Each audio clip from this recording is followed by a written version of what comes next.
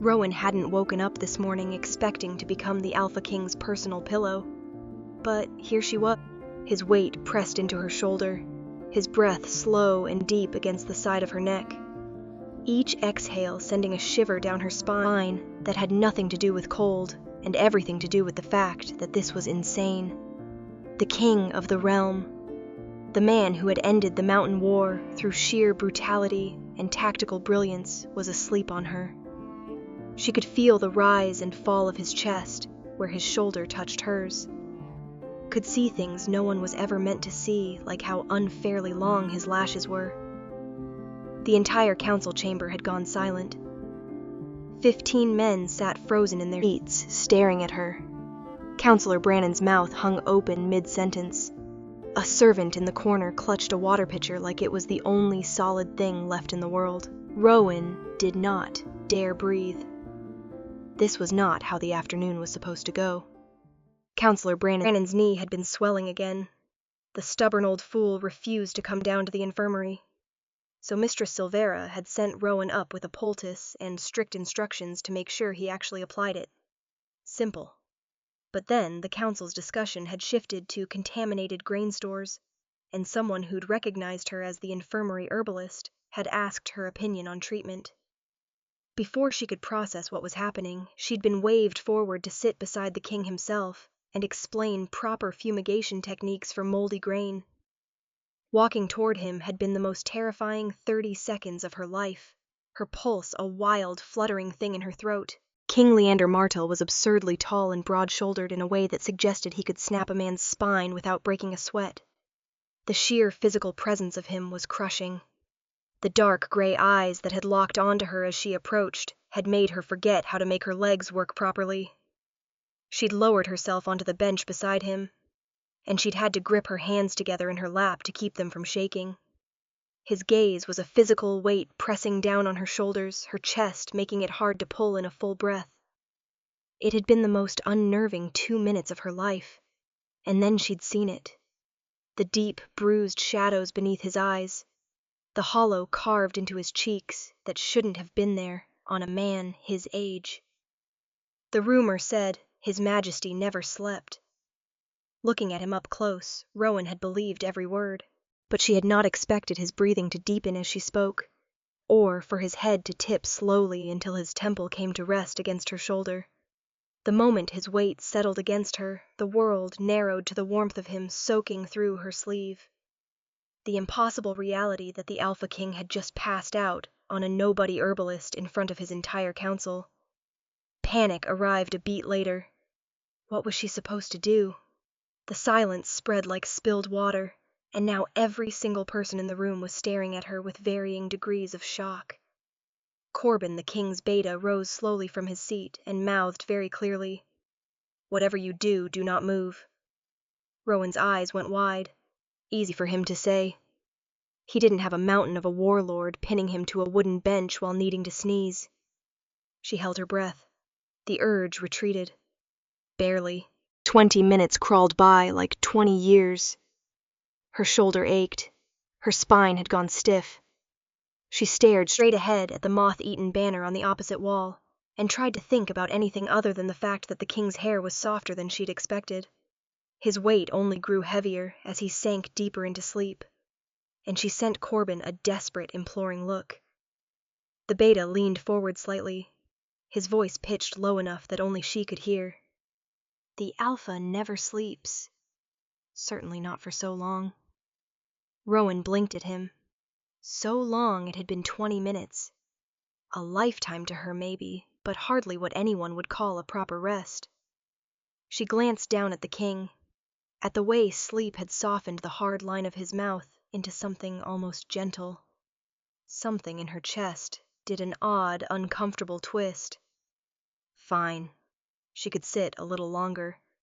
Eventually, after what genuinely felt like an hour, Corbin rose and gestured. A guard approached, moving with the exaggerated caution of a man trying not to wake a sleeping wolf. And together they eased the king back against his chair. The moment his weight lifted, Rowan nearly sobbed with relief.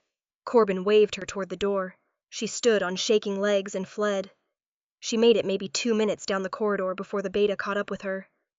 "The king is already waking," Corbin said, low and urgent. Rowan stared at him, wondering what she was meant to say to that. "My condolences," she offered.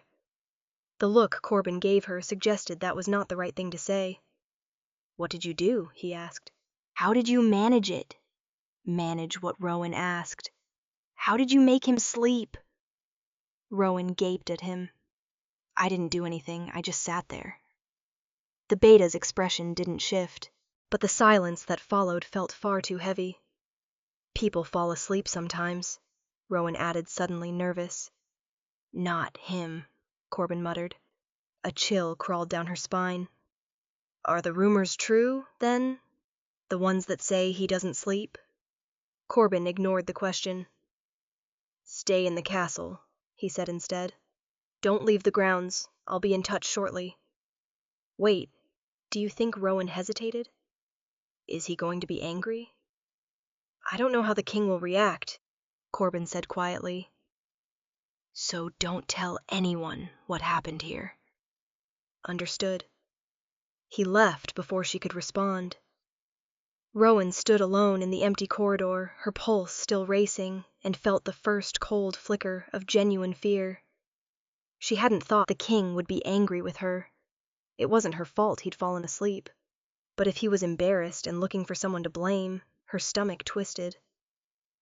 That night, she dreamed of being dragged to the executioner's block for crimes against the crown, specifically being the king's pillow.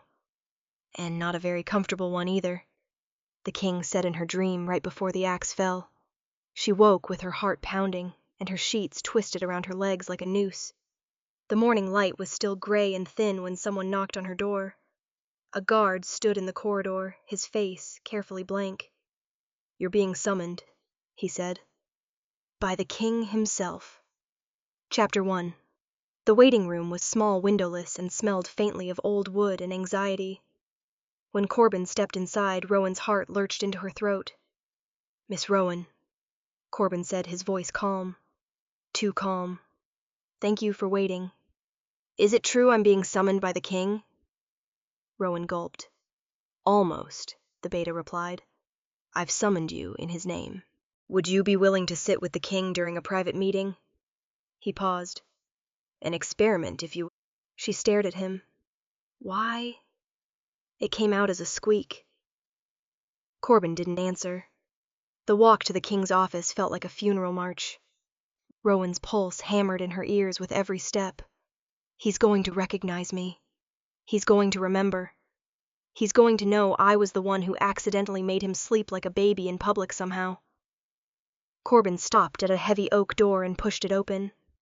The air was thick with old parchment, the narrow windows letting in only thin, gray light that seemed to die before it reached the corners. And behind the desk, head bent over a report, sat King Leander Martell.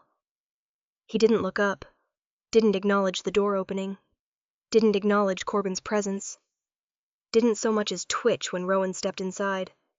Does he know, she wondered? Does he remember what happened yesterday? "Is he mad at me here?"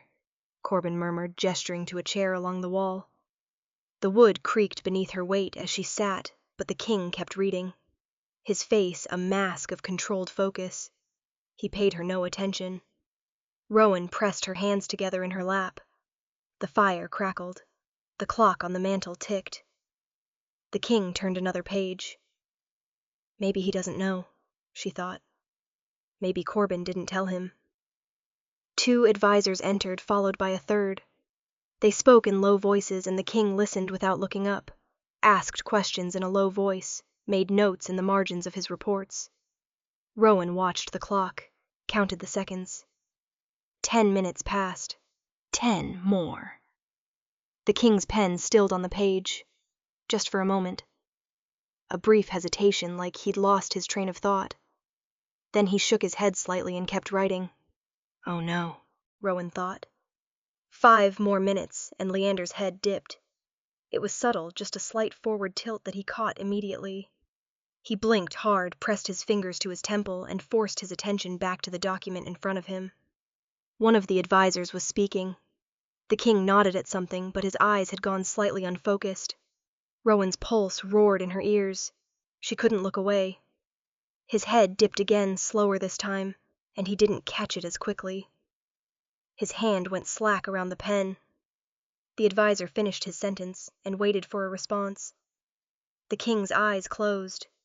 His head, tipped forward, came to rest on his folded arms atop the desk, and his breathing deepened into something slow and steady, and utterly, impossibly peaceful. The room went silent. The advisors stared. One of them opened his mouth like he was going to say something, then seemed to think better of it. Another turned to look at Corbin with wide eyes. The beta stood motionless by the door, his gaze fixed on the king.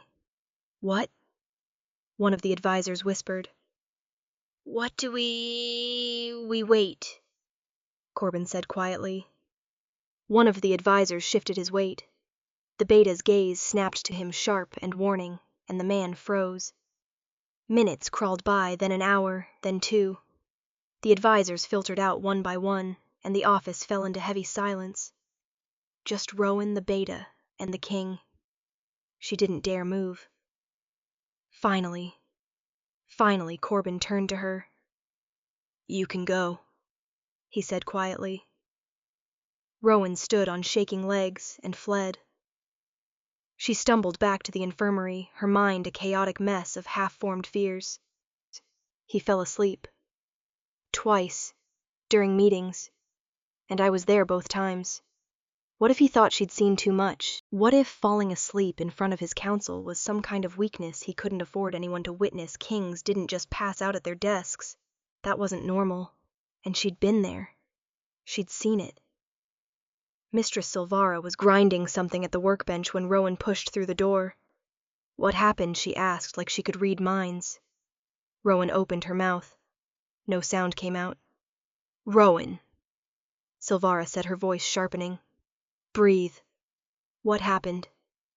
"The king fell asleep." Rowan managed. Silvera's eyebrows rose. "The beta brought me to his office and told me to sit there, and I sat in a chair and didn't move, and the king was working, and then he passed out," Rowan said. "It happened yesterday, too. He fell asleep on my shoulder." Her voice cracked. "What if he's angry I saw that, Rowan?" Silvara said, moving around the workbench. "Relax. Sit down." "I can't sit down. I need to sit," Silvara commanded. Rowan sat. Silvara crossed to the door, glanced into the corridor, then shut it firmly. "What I'm about to tell you does not leave this room," she said. Rowan's stomach dropped. "That's never a good start," she whined. "The rumors are true," Silvara continued. "The king doesn't sleep. Not properly. Not for more than a few minutes at a time. It's been this way since he returned from the mountain war. Over a year now." "A year," Rowan gasped. "We've tried everything," Silvara said. "Every herb in my stores. Every potion. Every remedy, I know." Her mouth thinned into a hard line. "Nothing works. He closes his eyes and something drags him back within minutes. Every single time." That's Rowan's mind reeled. That's not possible. A year without sleep would kill a normal man, yes. Silvara said, her gaze sharpening. He's an alpha, a shifter. That's kept him alive this long. But even he has limits.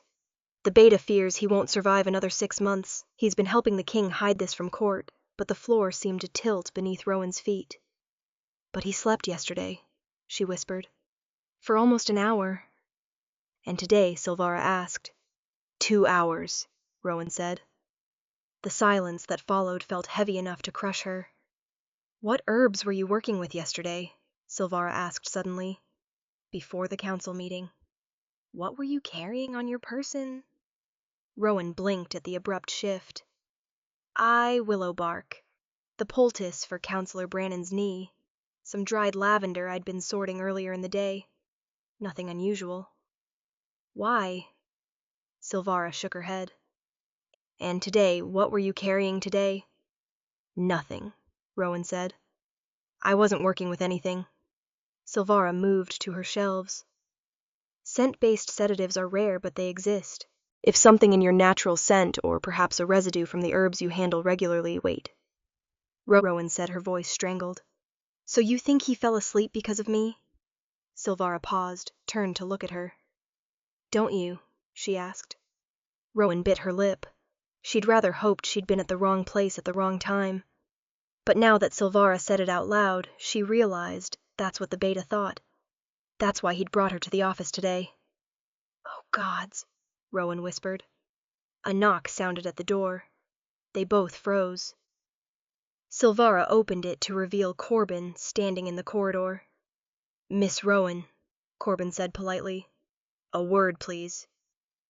Rowan's legs felt like water as she stepped outside. The king woke less than a minute after you left his office, Corbin announced.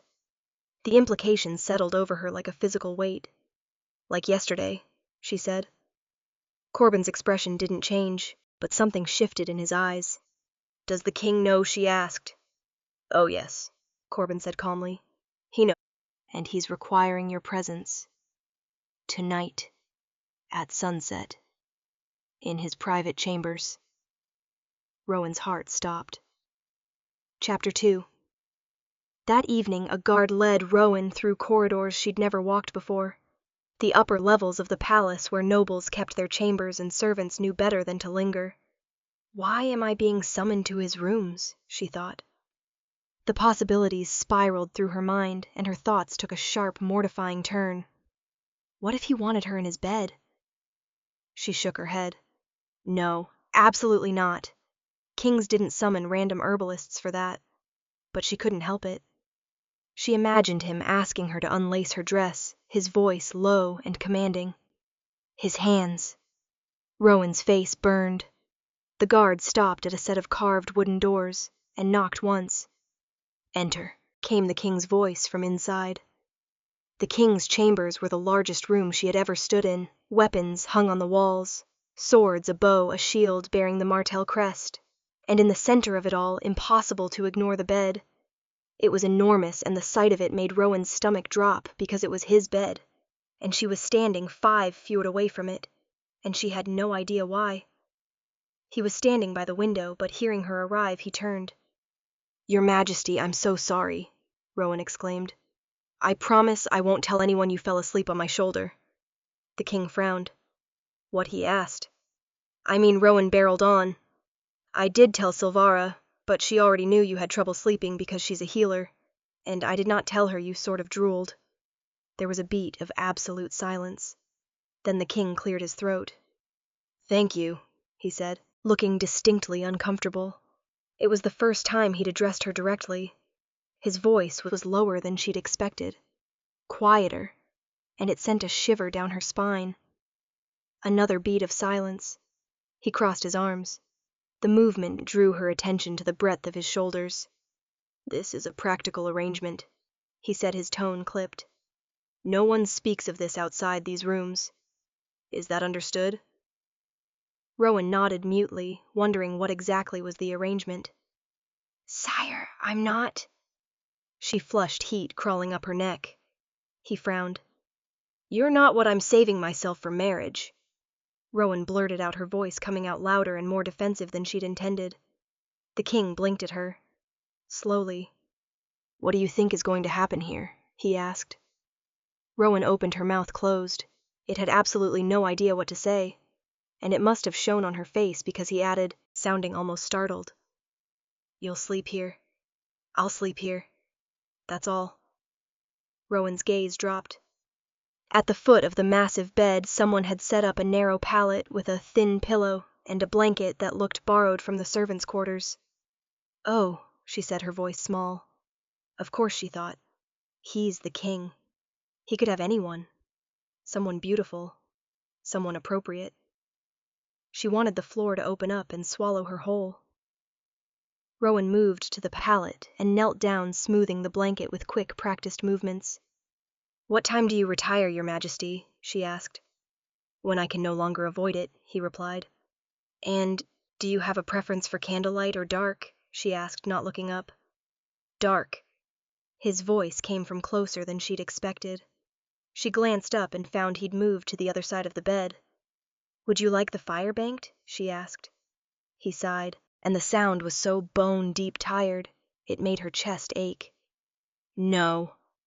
Rowan nodded and sat back on her heels, unsure what to do with her hands with herself. The king crossed to the bed and sat on the edge of it. The mattress dipped under his weight. Rowan watched his hands settle on his thighs, watched the way his shoulders stayed rigid, even sitting down. "You're not even going to remove your jacket?" she asked. His gaze cut to her sharp and unreadable. Rowan nodded quickly. "That's fine." "You do you, sire." Something flickered across his face, the ghost of amusement, but it was gone before she could name it. He lay back on the bed, boots and all, and stared at the ceiling. Rowan stood and moved to the candles. Her hands shook as she pinched out the flames one by one. The room dimmed. She lay down on the pallet, her back rigid, her hands folded on her stomach, and tried not to think about the fact that she could hear him breathing. Deep, controlled breaths, in and out. Steady and deliberate. Minutes passed. She counted them, tried to focus on the rhythm of the fire crackling. Rowan stared at the ceiling and tried to relax, failed completely. More minutes passed. The king's breathing changed. It was subtle, a slight deepening, a loosening in the rhythm. Rowan turned her head carefully and looked toward the bed. His hand had gone slack against the mattress. The rigid tension in his shoulders had eased. He was asleep. 20 minutes. That's all it had taken. The fire crackled, casting shifting light across his face, and Rowan couldn't look away. He was beautiful. The fire burned lower. The light shifted from gold to amber to deep red. His breathing stayed steady. Rowan watched the rise and fall of his chest, and felt something settle in her own. A strange sort of wonder. She was still watching him when his breathing changed again. Not deeper, rougher. Rowan sat up, her pulse spiking. The king's head turned sharply to one side. His hands clenched into fists against the sheets. A low sound escaped his throat, and his entire body went rigid. He was having a nightmare. Rowan scrambled to her feet on instinct and reached for his shoulder without thinking. "Your Majesty." She blinked, and when her eyes opened, she was somewhere else. Somewhere cold, surrounded by fog, thick and gray and utterly still, pressing in from all sides. The air smelled of damp stone and ash. Trees surrounded her, but they weren't right. Too tall, too skeletal, their branches reaching like fingers against the white sky. "Where am I?" The words came out as a whisper. The silence was suffocating. No wind, no birdsong, nothing. Except something moved in the fog. A presence patient, hungry, aware. "Hello." Rowan called out, her heart hammering. Her voice disappeared into the fog like it had been swallowed. Rowan turned. The king stood 10 feet away, staring into the fog at the thing she couldn't see. His face was expressionless, but his hands were clenched at his sides, his knuckles white. "Your Majesty," Rowan called out. He didn't move, didn't acknowledge her. "Your Majesty." She took a step toward him, panic rising in her throat. The thing in the fog was closer now. She could hear it. Footsteps, slow, deliberate, coming through the trees. The king didn't react. Rowan grabbed his hand and pulled. She blinked, and they were back.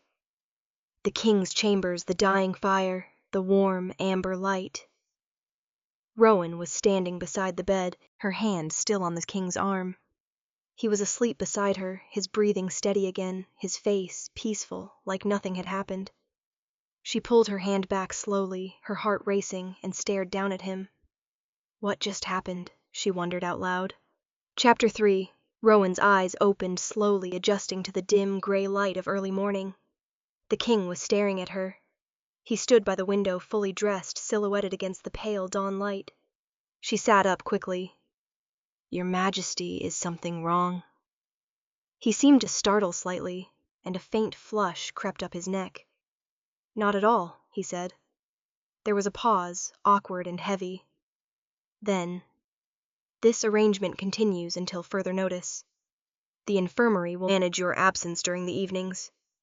Rowan blinked at him, still half asleep, trying to process the words. He'd slept through the night. No more thrashing. No more nightmares. Or had there been a nightmare? Had she imagined the whole thing? That strange foggy place. So you've slept well, then? She asked, carefully searching his face. The king's flush deepened, and he looked away toward the window. Yes, thank you. He cleared his throat, and she watched his Adam's apple bob. Thank you for your services, he added. His discomfort was so palpable she could feel it across the room. My pleasure, Your Majesty, Rowan said, then caught herself. I mean not pleasure. That came out wrong. What I meant to say is she gestured vaguely at the pallet. I'm going to need a better pillow. That one is an insult to the concept of pillows. The corner of his mouth twitched. She returned to the infirmary in a daze, her mind still tangled around the strangeness of the night before. What happened? Silvara asked. Rowan told her everything. Well, almost everything. She left out the strange vision of fog and black water. That was clearly an anxiety-induced fever dream brought on by the sheer absurdity of sleeping in the Alpha King's chambers. Before she'd finished, Corbin appeared in the doorway. The king is quite pleased, the beta said to Silvara. We need to understand why this is working. If there's a way to replicate it to create a cure. Silvara nodded. I'll look into it. Corbin's gaze shifted back to Rowan. In the meantime, you'll continue. Same arrangement every evening. Clearly Rowan didn't have a choice, and soon a rhythm formed. In the mornings, Rowan woke before Leander, or at least she tried to. But she found herself lingering longer each day, watching him sleep in the gray dawn light. She'd slip out before he woke, dress quietly, and return to the infirmary before the palace stirred. During the days, she did not see him. Their lives did not overlap. He ruled a kingdom. She treated burns and stomach complaints and sprained ankles. In the evenings, she arrived at his chambers after the palace had settled, set up her things on the narrow bed that had replaced the pallet, and tried to make conversation. He mostly ignored her or replied in grunts. Then they slept. No more nightmares. No more strange dreams of foggy places and patient, hungry things in the dark. Nothing strange. Though a candle did appear on the table nearest her bed, and now the fire was always stoked before she got there. Thank you for the candle, she said one evening as she unpinned her hair. The king glanced up from the report he was reading. What candle? Candle, the one you leave burning for me. His ears went slightly pink, and Rowan bit back a smile. Later, she could hear him awake in the dark, making the sound of someone whose body refused to cooperate, no matter how desperately it needed rest. So without really deciding to, Rowan started talking. Not about anything important. She told him about the apprentice who'd mixed up the yarrow and the feverfew last year, and given a guardsman a poultice that turned his arm temporarily purple. She didn't know when he stopped shifting and fell asleep, but in the morning he asked. The apprentice, the one with the purple arm, did the color fade? Rowan stared at him. He'd been listening. He remembered. 3 days, she said. But the apprentice got in so much trouble. Leander was quiet for a moment. Then, the apprentice was... You wasn't it? He asked. Rowan froze. What, Joe, I would never. He just looked at her, one eyebrow raised slightly. Yes, she admitted. Yes, it was me. But in my defense, the king began to laugh. Rowan stared at him, startled and transfixed. Then she smiled. We believe it's the scent, Silvara told her after a few weeks. Rowan blinked. The scent. The court healers have consulted the old records. There are precedents rare, but documented of wolves, whose natural pheromonal signature carries a sedative property, she explained. An omega-adjacent calming effect. Combined with the herbal residue you carry, lavender chamomile, it seems to create something the curse cannot override at close range. Silvara paused.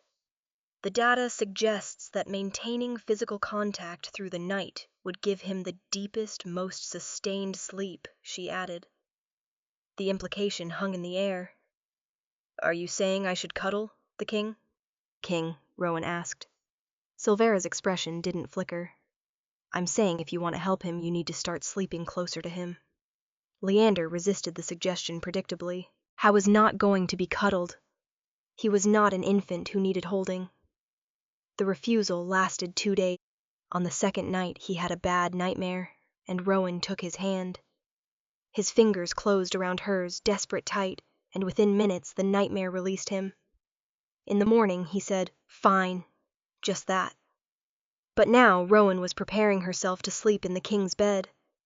She stood in his chambers that evening, staring at the massive piece of furniture like it might swallow her whole. "You have 4 pillows," she said, arranged in a fortress-like configuration. "Is that a problem?" Leander asked. Rowan opened her mouth to respond, and then stopped because he'd started removing his shirt. She'd been carefully not looking for weeks now, averting her eyes when he changed, focusing very intently on literally anything else. But now she was going to be in his bed and there was nowhere else to look, and he shrugged the shirt off his shoulders and it pooled on the floor. Rowan gaped. His shoulders were broader than she'd realized, tapering down to a narrow waist, and when he moved, she could see the play of muscle beneath his skin. He caught her staring, paused. "I can put it back on if you'd prefer," he said. "No," she exclaimed. "Not at all. I mean, you don't have to. I mean, whatever you'd like." She grimaced, feeling heat flood her entire body. Leander sat on the edge of the bed, slowly, his expression softer than she'd ever seen it. "Thank you," he said quietly, "for being here. And I'm sorry you have to do this. It's my job." Rowan managed, trying very hard not to let her gaze drop. "Healer and all." He gave her a kind look. "I doubt your job description includes getting into bed with a man who isn't your lover." She became all flustered at the word lover. "Or getting accused of being the king's mistress when you are not." Leander added, his voice low and rough. "That I am not indeed," Rowan replied far too loudly. He stared at her. She stared back. The bed was huge, but still it was only one bed, and they were both about to be in it, and he wasn't wearing a shirt. "We should sleep," he said, still looking at her. "Absolutely," she replied, slightly breathless. "It's what we're here for." The problem was the size of him. He was large. The bed was large. And yet somehow there wasn't enough room because his presence filled the space the way his presence filled every room. She could feel the heat of him from 2 feet away. Could smell his scent, stronger here surrounding her, soaking into her lungs with every inhale. "You are very rigid," he said into the dark. "I am trying not to touch you," she replied. "I appreciate the effort. You're welcome." Another silence, heavy and charged. Then slowly she felt the mattress shift, felt the air move. His hand found hers in the dark. His fingers wrapped around hers, warm and calloused and solid, and the contact sent a shock up her arm that settled somewhere in her chest. She squeezed back her heart, pounding so hard she was certain he could hear it. He fell asleep, her hand in his breathing, evening out into something deep and peaceful. Rowan lay beside him in the dark and tried to calm her racing pulse. She bit her lip and willed herself to go to sleep. It took a very long time. At some point during the night, her fingers relaxed in sleep and slipped free. He jolted awake within minutes, his breathing sharpened, panicked his body, going rigid beside her. "I'm here," Rowan whispered, reaching for his hand again in the dark. But instead of taking her hand, he moved. She felt him shift, felt the mattress dip, felt strong arms wrap around her and pull her against his chest. He did it half asleep, not fully conscious, just a reflexive movement that settled her against him like she belonged there. Rowan didn't go back to sleep for a very long time. Chapter 4. A week later, Rowan woke in the Alpha King's arms, and for a few blissful, half-conscious seconds, it was heaven. His chest was warm against her back. His arm was wrapped around her waist, holding her close. She could feel his breath against her hair, and her body fit against his like it had been designed for exactly this purpose. Then her brain caught up with her body, and panic flooded in. What is he going to do when he wakes up? She tried to shift away carefully, slowly, but the moment she moved his arm tightened around her. He made a low sound in his sleep, and pulled her closer, tucking her more firmly against his chest. Rowan bit back a moan. She could feel everything. The warmth of his bare skin where her nightgown had ridden up slightly, the steady thump of his heartbeat against her shoulder blade, the way his hand had spread possessively across her stomach. And beneath the panic there was a pull deep and aching and impossible to ignore, like she needed to be closer still. Like there wasn't enough contact would never be enough contact. Her wolf stirred restlessly beneath her skin, pressing forward and behind her. Leander's breathing changed. She felt him wake, the way his body went rigid, the way his breathing hitched. When he realized the position they were in, he froze, and Rowan squeezed her eyes shut. But then he pulled her closer. Drew her in until there was no space left between them at all. Every inch of him pressed against her back, and he buried his face in her neck and inhaled deeply, like he couldn't help himself. A low groan rumbled through his chest. Then he was gone.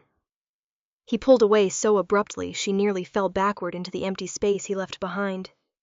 She heard him move across the room, and then the door to his dressing room slammed shut. Rowan lay there in the tangled sheets, her heart racing. What just happened? The warmth when they were close, the hollow ache when they parted even for a day, the constant magnetic awareness of him that followed her through every moment. Every shifter knew about fated bonds, the pull, the recognition, the bone-deep certainty that this person was yours. But those bonds were for people who mattered, people with names and bloodlines and rank, not for foundlings, not for women. Like her, nameless, rankless, invisible, which was why her growing need to be near the king, to smell him, to touch him, couldn't possibly be that. It couldn't. And yet her wolf, quiet her entire life, was suddenly restless. That night, as they settled into bed, into his bed, which still felt surreal, Leander asked, "Are you all right?" "Yes." Rowan glanced at him, startled. "Why?" He hesitated. "You're not usually so quiet." Silence stretched between them. "You tend to talk a lot," Leander added. "An excessive amount, in fact." Rowan's stomach sank. "Oh," she muttered, embarrassed. "Well, sorry. No, that's not what I—" He cleared his throat, and even in the dim firelight she could see the flush creeping up his neck. "I like it," he confessed. Their eyes met. She felt very exposed. He smelled very, very good, and her mouth went dry. "Good night," he said, his voice rough. "Yes, thank you," she replied automatically. He frowned. "What I mean thanks you too." He hesitated, then reached for her hand. "No," he said, and his voice had dropped to something softer. "Thank you." He'd never sounded so grateful, so genuine. Rowan's heart did something complicated in her chest. She had trouble falling asleep. When she opened her eyes, there was fog all around her. Thick and gray and utterly still. The air smelled of damp stone and ash, familiar in a way that made her stomach drop. Rowan walked forward, her bare feet silent on ground she couldn't see. The silence pressed in from all sides, suffocating, wrong. Then she saw him. Leander stood ahead of her, unmoving, staring at something. She followed his gaze and froze. A lake or a pond. Black water, smooth as glass, stretching out into the fog, and in it something was moving. She squinted and gasped. It was a wolf, sinking into the dark water, struggling, its movements growing weaker. Not just one, 2, 3 more. Rowan's breath caught in her throat. She looked at Leander, then back at the wolves drowning in the black water. "We should go," she said, reaching for his arm. He didn't respond. One of the wolves shifted, the terrible, agonizing transformation from beast to human. And a hand broke the surface, reached toward the king. "Please," the voice said, distorted and desperate. Shocked, Rowan grabbed Leander's hand and pulled. She woke, gasping, wrenching upright in the dark. Her heart slammed against her ribs. Sweat cooled on her skin. She was back in the king's chambers, and beside her Leander was awake. He was sitting up, looking at her, And there was something in his expression, something sad and resigned, that made her chest tighten. "Bad dream?" he asked quietly. Rowan pushed her hair from her face. Fog, black water, trees that were wrong, something in the dark. She swallowed hard. "Did you see it too?" He frowned, shook his head. "What?" he asked eventually. "You were there," Rowan said, the words tumbling out. "In my dream." It felt not like a dream, like a place, an actual place. And you were there, and it's not the first time. Leander's face went pale. "You've been there before?" He looked shocked, appalled even. "Yes, she paused. "You've been there too. It's where you go, isn't it? It's why you don't sleep." He moved away, swung his legs over the side of the bed and put his head in his hands. She knew she was right. "Why didn't you say anything?" Rowan demanded, her voice rising. "The healers, the council, Corbin. They've all been trying to help. I've been trying to help. You should have said. It wouldn't have changed anything." He interrupted, his voice flat. Rowan clenched her fists in the sheets. "You don't know that. I've been able to follow you there too, haven't I? With this information we can." He flinched. "You should go," he said. The words cut through the air like a blade. Rowan stared at him. "You want me to go?" She watched the line of his shoulders, the tension coiled in his back. "Go," Leander said again, still not looking at her. "I didn't think—" He paused. "I don't want you getting stuck in that place too." "I wasn't stuck," Rowan began. "But what if you are?" He turned to face her finally. "What if instead of helping me, you're being contaminated by me? What if I pull you in and you can't get out?" She shook her head, reaching for him. "Your Majesty, you don't know that. Go," he said. She tried to touch him, but his hand shot out, catching her wrist. "It's an order," he said, meeting her eyes. "Leave." The word came out as a roar echoing off the stone walls. Rowan flinched back like she'd been struck. For a moment, they stared at each other across the bed. Then she fled. She grabbed her robe with shaking hands and ran from the room, his rejection ringing in her ears. The door slammed shut behind her. In the empty corridor, she pressed her back against the cold stone wall and tried to breathe through the ache in her chest. He'd sent her away. To protect her, maybe. But he'd sent her away all the same. And she had no idea how to fix this. Chapter 5. It had been a week since Leander had ordered her out of his chambers. 7 nights since she'd slept in his bed. Felt his warmth beside her. Heard his breathing steady in the dark. 7 days of nothing. She hadn't been let inside his rooms again. Hadn't seen him anywhere either. It was like he'd vanished entirely. And the palace felt colder for his absence. Rowan was worried. Because if he wasn't sleeping, if he was back in that terrible place every night, with no one to pull him out. She couldn't finish the thought. Rowan found Silvara in the infirmary's back room, grinding dried valerian root with practiced efficiency. "There's something you should know," Rowan said, closing the door behind her. "About the king." Silvara looked up. "Go on." "He goes somewhere at night." "A place," Rowan said, the words tumbling out. "A strange, foggy place. I've been there too, twice now. The air smells like damp stone, and there's this oppressive silence, and the fog swallows everything." She took a breath. "It feels like death, Silvara. That place feels like death." Silvara was quiet for a long moment. "It sounds like a curse, mostly," she decided. Rowan blinked at her. "A curse? You think magic takes him to this place? It takes his mind." "Not him," Silvara said, wiping her hands on her apron. "You don't see him disappear at night, do you? It sounds like a mind prison, and that sounds like magic to me." She paused, studying Rowan. "What's strange is that you've traveled there too." "Any idea why that is?" "No," Rowan said too quickly. She didn't want to talk about the pull she felt for him, the ache of his absence in her chest, or the way he'd scented her that morning, the desperate hunger in it. She didn't want to be told she was imagining things that weren't there. So Rowan didn't talk about it, but her body betrayed her anyway. She became restless in his absence. Her wolf, quiet and docile her entire life, was suddenly agitated. She couldn't settle, couldn't focus, couldn't breathe properly. The migraines started and she had to work with the curtains drawn, the room dim and closed.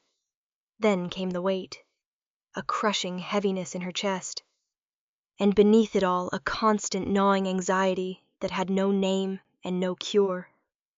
She caught glimpses of him occasionally, a flash of dark hair across the courtyard, his tall frame unmistakable even at a distance.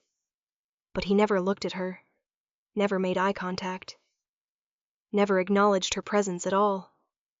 And so the ache got worse.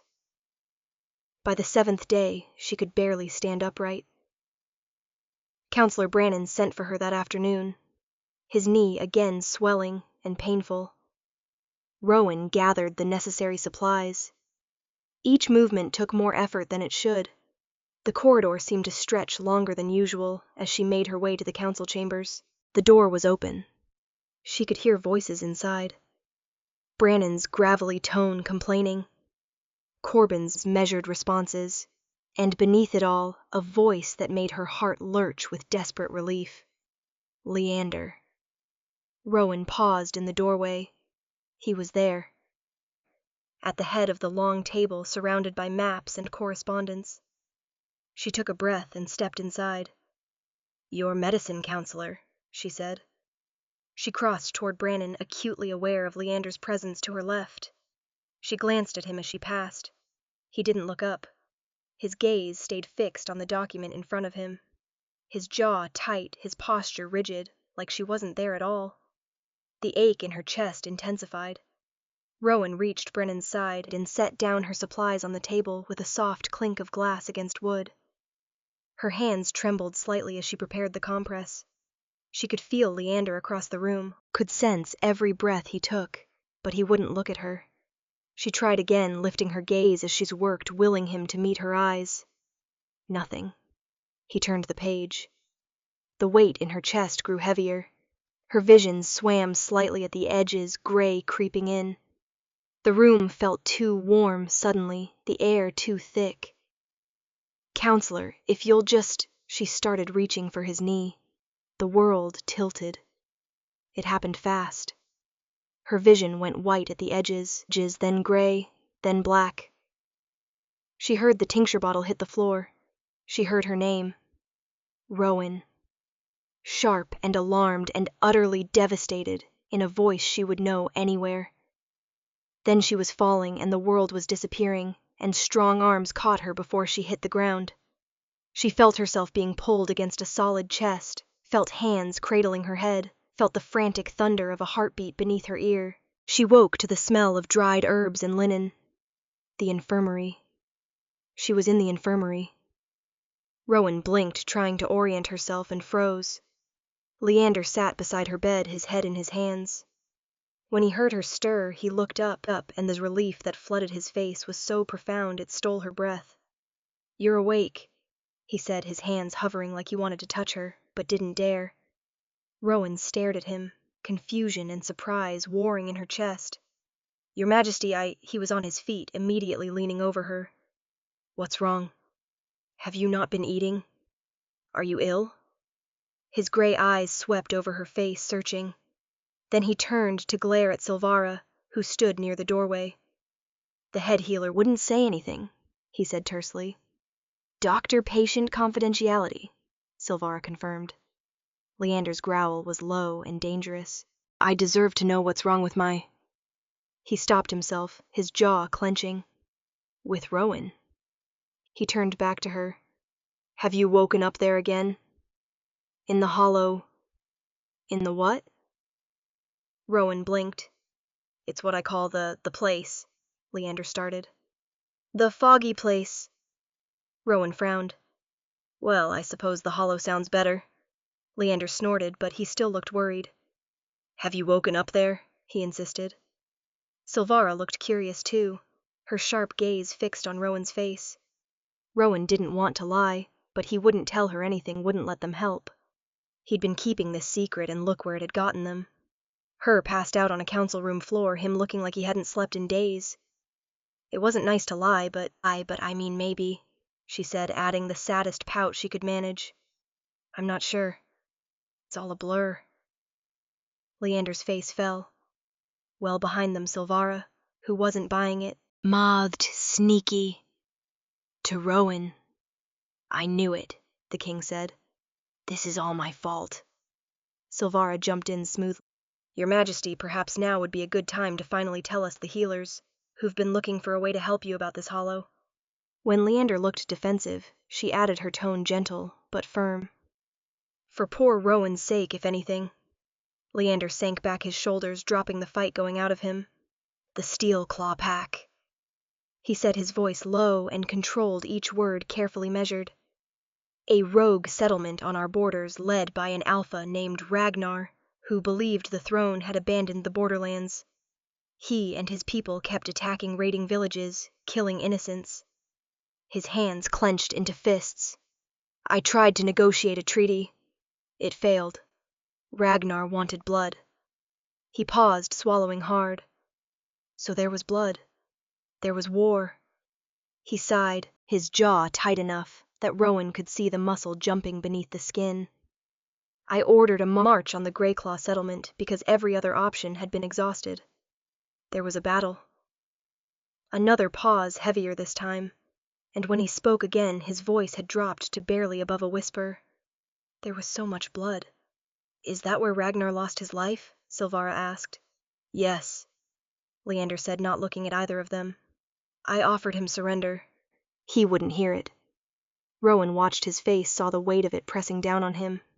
There was a witch, he continued. Vale, Ragnar's mother. She cursed me. Spat it through blood and broken teeth. Every night the dead will find you. Rowan gaped at him. Wait, so you knew? You knew you couldn't sleep because of some curse. Why didn't you tell us? Because it wouldn't have changed anything, Leander said, his voice rough. His jaw was tight enough to crack. Rowan reached out and took his hand, wrapping her fingers around his. Silvara stepped forward, her expression thoughtful. I know of this witch. I know of these types of curses. The magic isn't that strong, or shouldn't be. It should have broken by now. Or at least it shouldn't make you so sick that you can't sleep at all. She frowned, her fingers tapping against her crossed arms. Strange that it's still going. Rowan squeezed his hand. Let me help, please. Let us help. Leander shook his head, pulling his hand gently from hers. I'll do my best to fight the curse, but I won't have you sleep near me, he said. I won't risk pulling you into that place again. But, Rowan started. No, he said, his voice firm. He stood, putting distance between them, his expression shuddering closed. I won't argue about this. He turned and left the infirmary without looking back. Silvara waited until his footsteps had faded down the corridor before turning to Rowan with a knowing look, one eyebrow raised. Lying about having nightmares, she said mildly. Crafty. Rowan had the grace to look guilty. He wouldn't let us help otherwise. She defended. You're much the same he and you, Silvara observed. Rowan startled because Silvara was comparing her to a king. What do you mean? She asked. You've been sick too, child. Don't think I haven't noticed, Silvara said. I'm not sick, just slightly. Rowan tried. You passed out. Silvara interrupted flatly. Rowan shut her mouth. Into the arms of your king, no less. Silvara continued. Who brought you here growling at everyone who tried to approach? It doesn't take a genius to figure out what's going on here. Rowan's heart beat faster. And what would you say is going on, Mistress Silvara? You share a bond, she replied. You and him. An incomplete one pulling you together. The harder you resist, the harder it will pull. Rowan's face burned. No, but he doesn't want me. He doesn't want me sleeping beside him, she protested. Silvara rolled her eyes and leaned back in the chair. Because he seeks to protect you from his curse uselessly, might I add. The bond is forming whether either of you accepts it or not, but if his curse isn't stopped, he'll die. She paused, letting the words sink in. And because of the growing bond you share with him, you'll die too. Rowan stared at her. Chapter 6. Rowan shook her head. We don't share a bond. That's not possible. Silvara gave her a look that said she wasn't fooling anyone. Don't lie to me, child. If this goes on, you will definitely not survive his death, but you can still save yourself. Rowan's breath caught. Save myself. Silvera sighed. Kid, ever since you were dropped on the castle steps as a babe, you've been doing all you can, not to take up room, not to cause trouble. Rowan swallowed hard around the lump forming in her throat, because that felt true, in a way that hurt. Worse. Silvara continued. You've been trying to be useful all your life, useful to others, because you think you don't deserve anything otherwise. But you are more than what you can give others. You deserve a life for you. She squeezed Rowan's hand. Leave, she said. Protect yourself. Rowan stared at her, scandalized. I won't abandon his majesty. If we do share a bond, then me leaving would hurt him on top of his curse. She shook her head, her voice fierce. I can't leave him to die. You love him. Silvara sighed. Rowan didn't deny it. The words hung in the air between them, true and terrifying and undeniable. He will not let you help him, Silvara said. You can't save someone who doesn't want to be saved. Rowan's jaw set. Watch me, she declared. She found Corbin in his office, a small room off the main corridor lined with maps. My lord, I'm sorry to come unannounced. Rowan started ready to launch into the argument she'd been preparing the entire walk over. Actually, I was going to call for you. Corbin interrupted calmly. Rowan barreled on, too nervous to stop. I know I'm just a nobody herbalist. Well, true, Corbin said, leaning back in his chair. But you are the king's mate. Rowan ignored him and went on. But his majesty is being a stubborn ass, and she stopped, blinked. Wait, what did you just say, you the king's mate? You two share a bond, Corbin said matter-of-factly. It's probably why you've been able to help him. Rowan felt exposed, laid bare, but also strangely almost touched that he'd noticed that he acknowledged it. Go on, Corbin prompted, gesturing for her to continue. Right. Rowan cleared her throat. Do you think the king knows about the bond? Knowing him, he'll probably try to ignore it for your sake. Corbin said, his tone dry. Sounds about right, Rowan muttered under her breath. Corbin's mouth twitched. You want my help reaching him? Yes, please. This time Corbin did smile, small but genuine. All right, but then it's up to you to convince him to let you stay. Later that night, a guard escorted her through the dark corridors at Corbin's command. The palace was quiet, most of the household asleep. Their footsteps echoed off stone walls, and Rowan's heart beat faster with every step closer to his chambers. The guard opened the door for her without a word, and left her there alone. In the king's rooms, Rowan stood in the middle of the floor, her hands twisting together, and tried to calm her racing pulse. She'd been wanting to get back inside this room for days, had ached for it, dreamed of it. But now that she was here, she felt less sure. What if he sent her away again? She moved to the bed and sat on the edge, smoothing her hands over the dark coverlet. The room smelled like him. It wrapped around her like a comfort and an ache all at once. She waited. When Leander stepped inside and froze, he stared at her like she was an apparition. Rowan, he asked, disbelieving.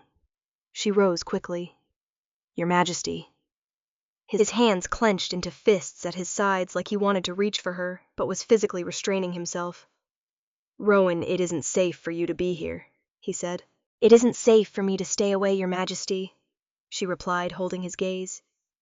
Leander looked torn, his body rigid with tension. I'll be fine. You should. But how do you know I'll be fine? Rowan interrupted, moving closer. He stilled, watching her approach like she was something dangerous. She could see his pupils dilate, could see the way his breathing had quickened. "The less time we spend together, the better," he said, almost pleading. "It's safer." She stopped directly in front of him, saw the way his throat worked when he swallowed. "That's not true," she said softly. She reached for him slowly, giving him time to pull away. He didn't. His eyes closed when her palm touched his cheek. "We share a bond, you and I," Rowan said, her thumb stroking along his cheekbone. "Which is precisely why you shouldn't be here," Leander said. "Why you should run." Rowan studied his face. "So you knew," she observed. "About the bond." He snorted a bitter sound, but his hand came up to cover hers. "Of course I knew. How could I not? It's been days of your scent haunting me. I smell you everywhere in the council chambers on my sheets, even though you haven't been here. I wake up reaching for you, and you're not there, and it feels like I'm dying. I can't think, can't focus, can't." Rowan kissed him. She surged up on her toes and pressed her mouth to his, swallowing the rest of his words, and he responded immediately, his hands coming up to cradle her face, tilting her head exactly how he wanted it. "We shouldn't."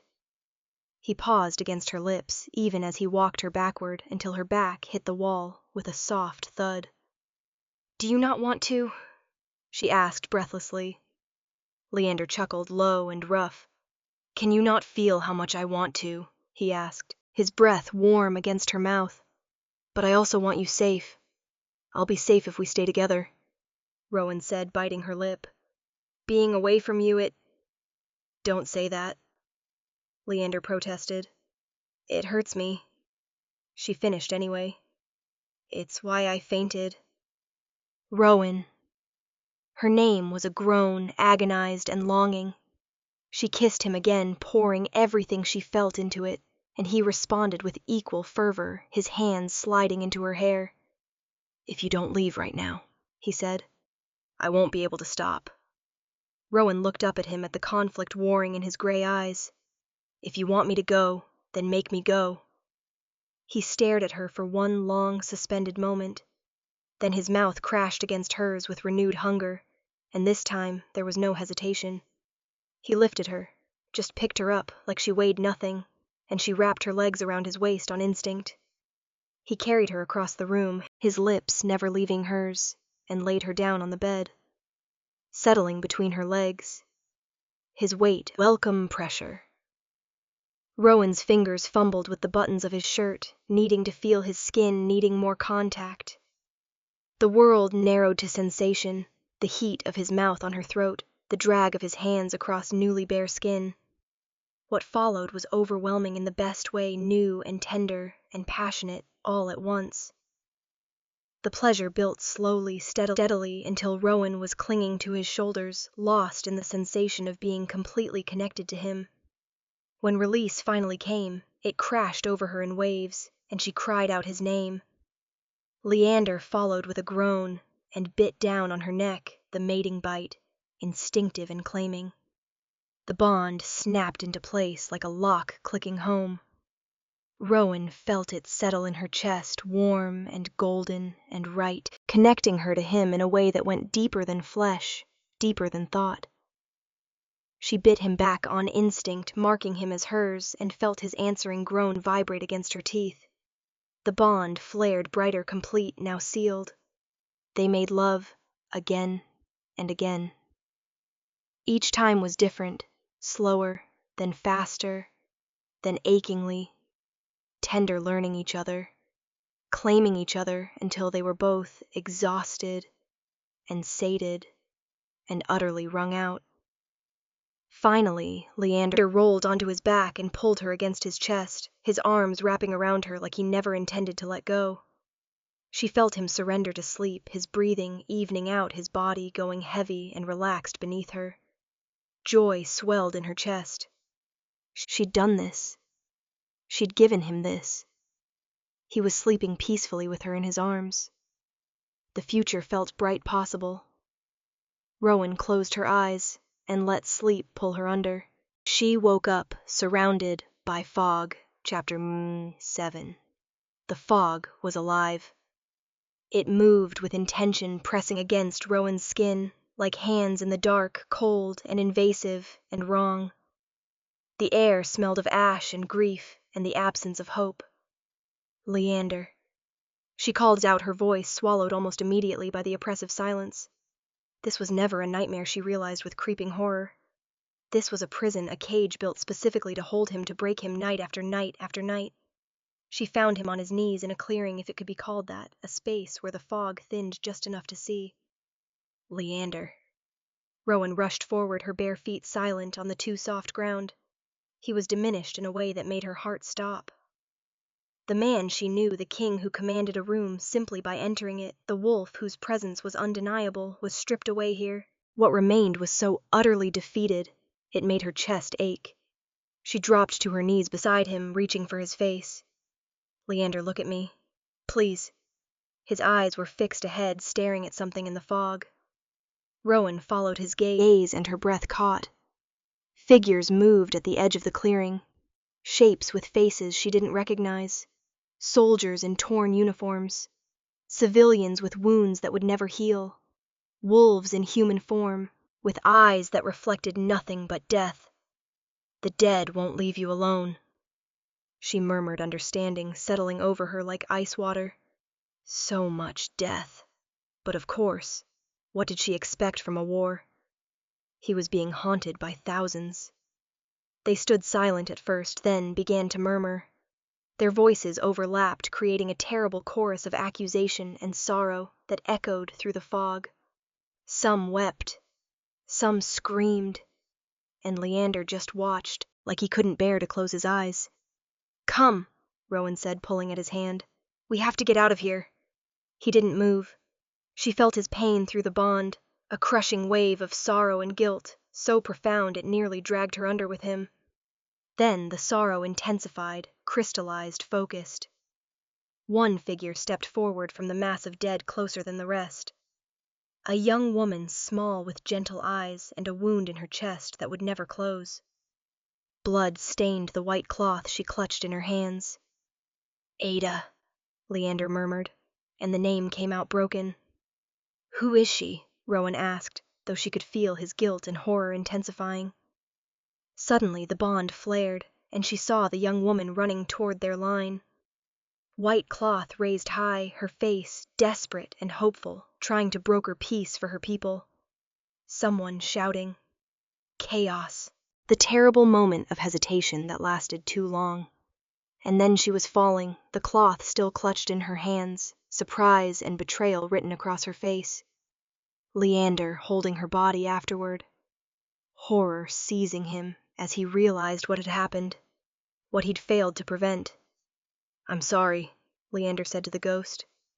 She represented all the innocent lives lost. Rowan understood. Every civilian casualty, every unavoidable tragedy. They all wore her face in his mind.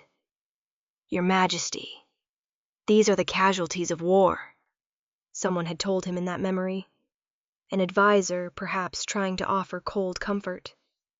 She was a person, Leander had roared in reply. Rowan's eyes filled with tears as she realized the full extent of what the curse did to him. It fed his sorrow. Worse, it fed his guilt. Took the wound that wouldn't heal and poured poison into it every single night. The ghost. Ada spoke. Her voice was soft, patient, almost kind, which made it so much worse. You could have stopped it, she murmured to Leander. You should have seen me. A better king would have. This blood is on your hands. No, it wasn't your fault. Rowan interrupted, shaking Leander's arm. You went to war to protect your people, because Ragnar didn't accept peace. You did your best in a terrible situation. But even as she said it, she realized the horrible truth. These weren't the ghost's words, they were his.